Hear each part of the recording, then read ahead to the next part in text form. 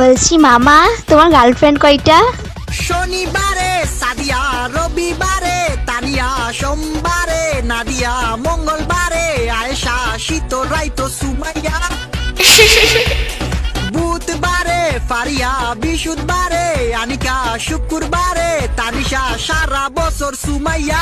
আমি হলাম প্লে বয়, যারে দিকে তারে চয়েস হয়, হেঙ্গা করতাম জানে হয় সবটিরে আমি।